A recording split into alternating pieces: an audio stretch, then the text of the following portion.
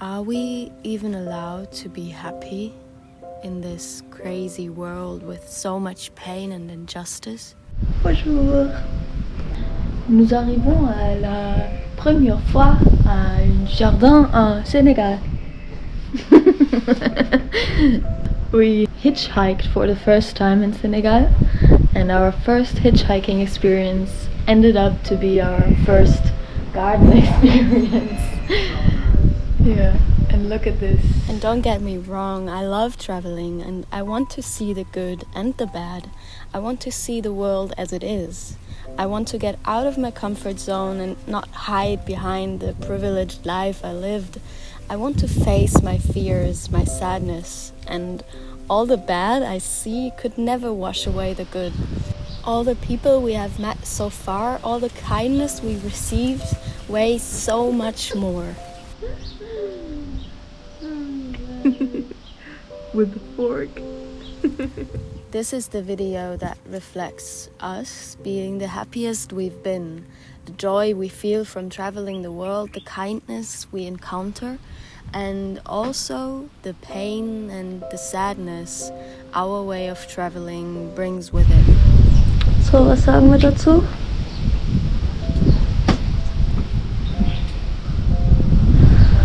Wir sagen gut, geht besser. As you just saw after our first hitchhiking and garden experience in Senegal, the couple we stayed with even took us to our couch surfing spot the next morning, which ended up to be this beautiful farm where we ended up staying for 9 days because it was such a relaxing atmosphere. We slept underneath this cashew tree and spent a lot of time in the hammock and doing yoga. Tent is broken again. Yes, the first night we stayed there, our tent broke again, and our sticks keep getting shorter and shorter because every time it breaks, we just cut it off. I don't know how much longer it will last, but until it does, we'll keep it for sure. Most kitchen here are equipped with one gas stove, or we also saw some kitchen with just a fireplace to cook on. I somehow really loved cooking like that, and I tried cooking some African style dish, but somehow the dishes the African cooked for us are way better than what I did. It tastes so good. And everyone eats from one dish, so it's this big plate and it's an amazing way to eat. It makes it, I don't know, just better. Mach nochmal auf.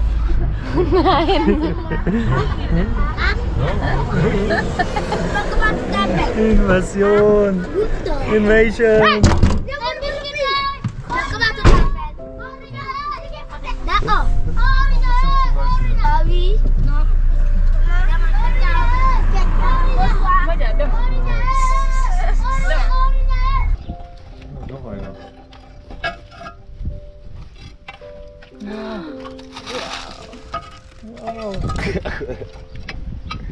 It has been quite windy the last days, and there's still a lot of sand everywhere, although it's greener than in the desert.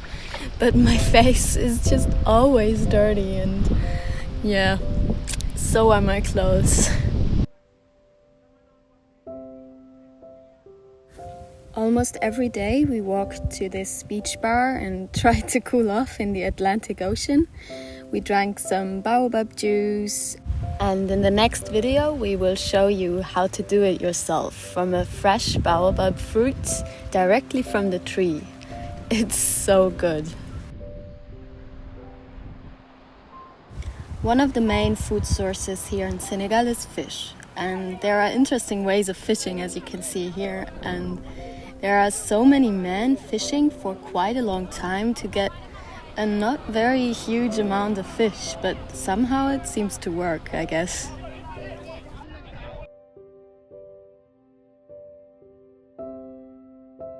Building a life without pain, without hurting each other, is that even possible? the only thing that keeps me going is the hope that if everyone knew the pain in this world and would stop inflicting pain, we could maybe, just maybe, live better. Everyone. I know this is a hope, a dream that may never come true, yet it is the only thing that makes me want to enjoy life, live life, and travel the world. And enjoying the simple things such as lying around or taking a shower where every drop of water counts. While collecting some seeds and plants for the farm, we found this abandoned house, which is so huge, and the view to the ocean is wow.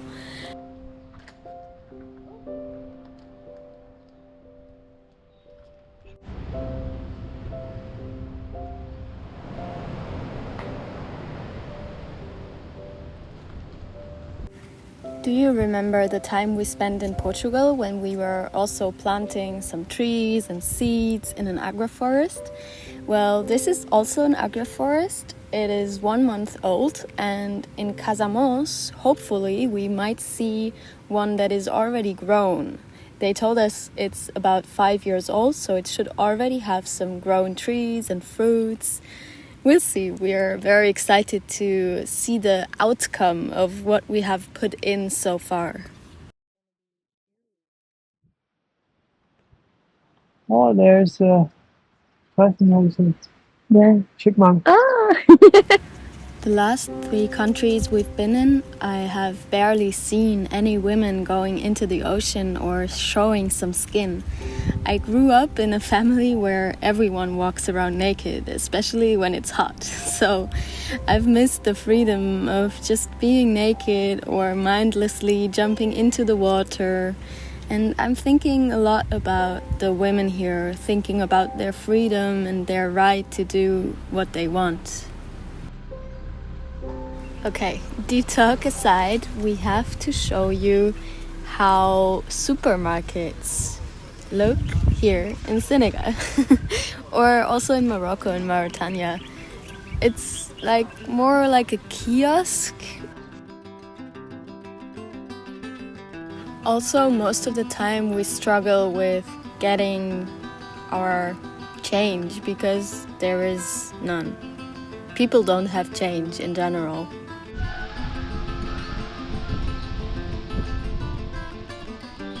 Before we leave the farm, we wanted to show you the composting toilets. I think they're really nice.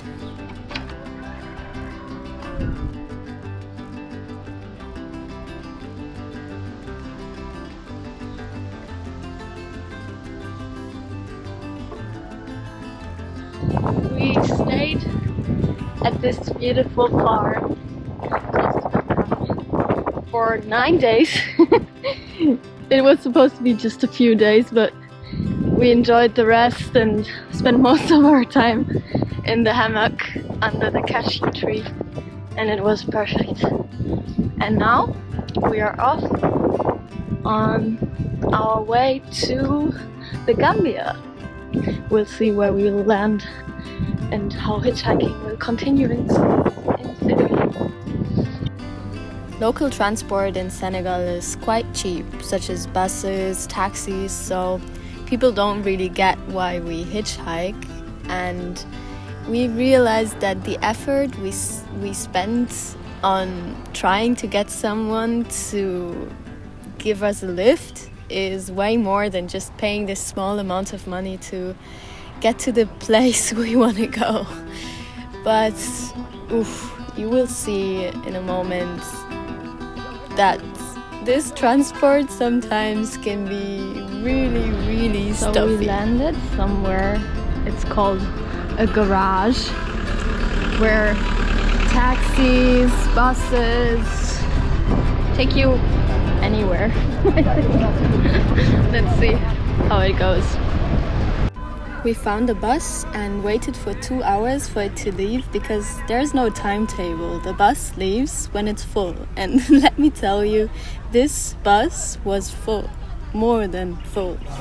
Joyeux anniversaire.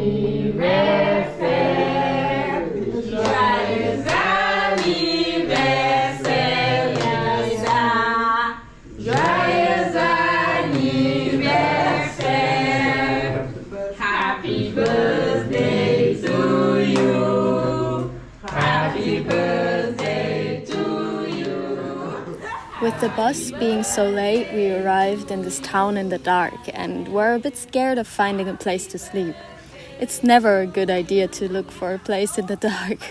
Luckily, we saw this house 100 meters away from the main street with people walking in and out, so we asked if we could put our tent in their garden, and they didn't hesitate for a second and welcomed us with open arms, even though they had a birthday party for the little girl. Let's continue further south to Bakuta, where there's a national park.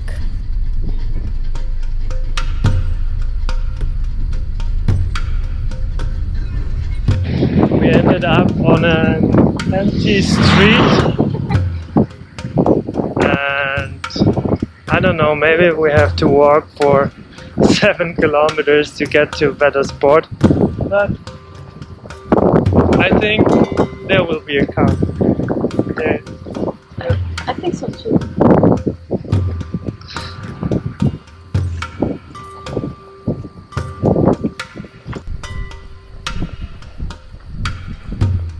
It's really hot today.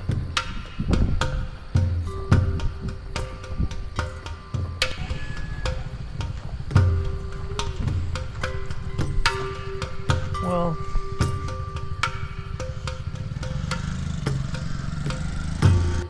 luckily, at some point there was a taxi that took us to the next town with another garage where we would find another taxi to get us to Bakuta. These garages are so crowded and busy, yet you wait for a minimum of 1 hour to get the taxi full, because again, there's no timetable. The taxi leaves when it's full. There are always a lot of children. I don't know if they are homeless, they are begging for money or food. It can be quite overwhelming, also because people will scam you if they think you're a tourist, so we always try to ask locals beforehand what the prices are roundabout. Okay, we are somewhere.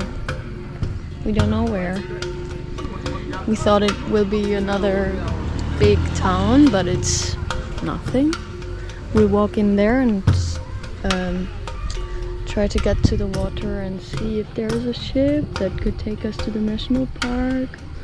Otherwise, we're stranded here. Walking through the town, we found a local restaurant or company which produces natural and regional products. There were some people sitting there and we asked them if we can put the tent inside their place. Then one of the staff members told us we can come with him to his home. And we saw a lot of monkeys on the way. He was so kind, called his mom to make sure it's okay. And we were welcomed with open arms and were able to sleep in a bed because his sister was out of town. It was a really cute, typical African home with a shared backyard with chicken and an open-air kitchen.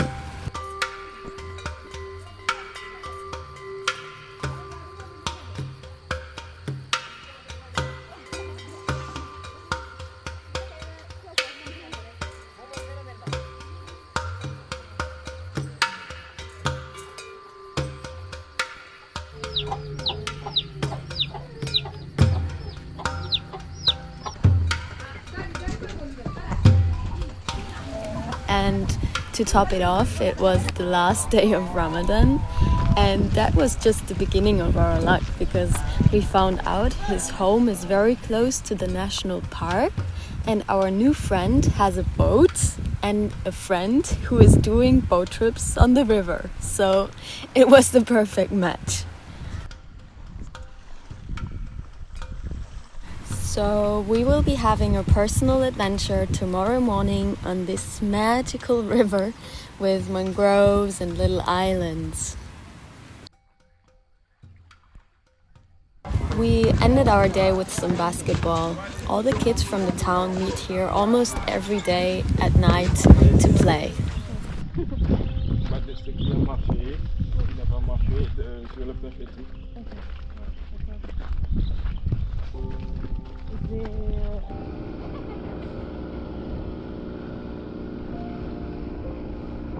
It was one of the most beautiful experiences on our trip so far. It was so calm and magical.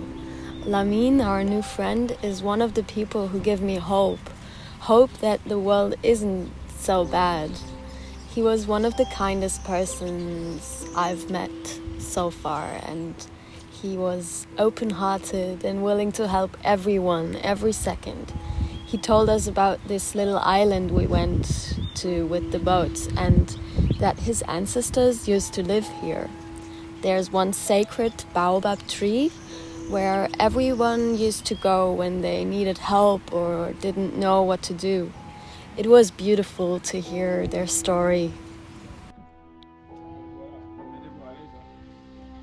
As I said before, yesterday was the last day of Ramadan, so today the family had a small celebration and we all ate together for lunch.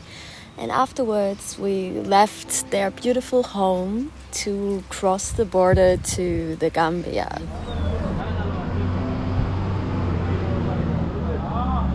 Okay, so Gambia was crazy.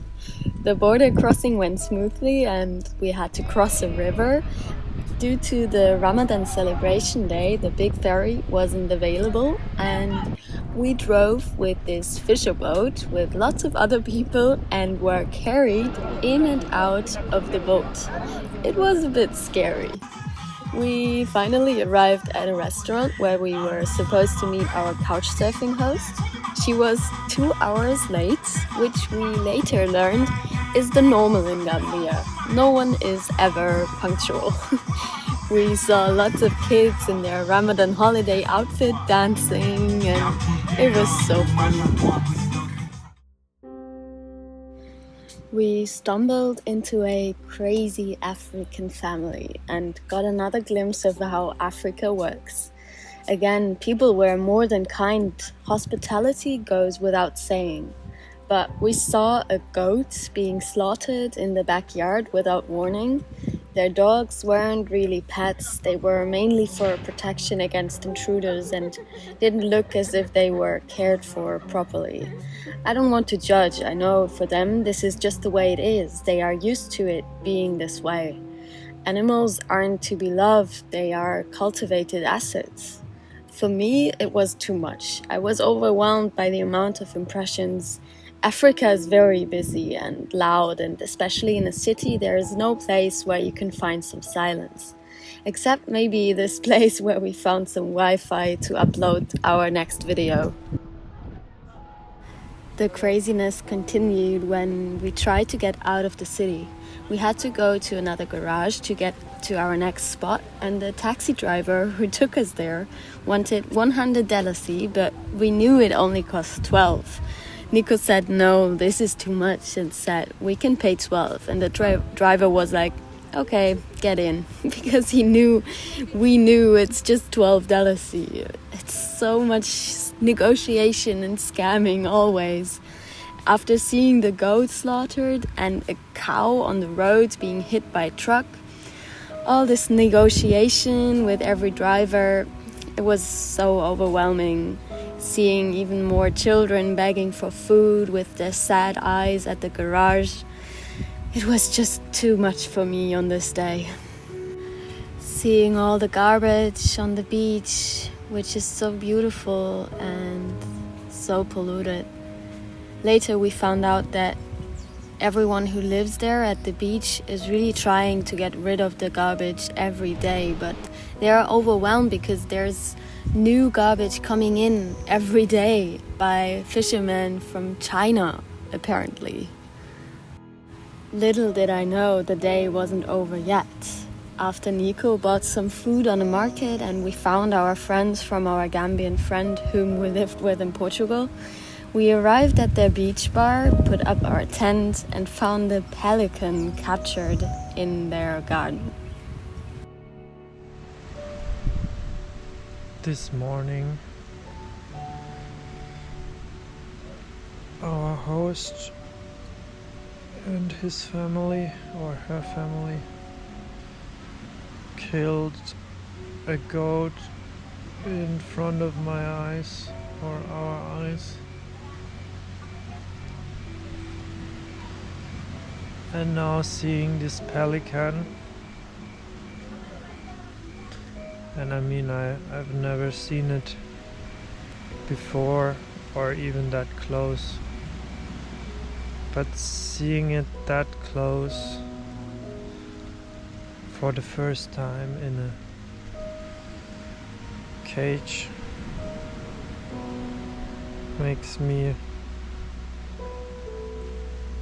or hurts so much. I mean, there's no difference than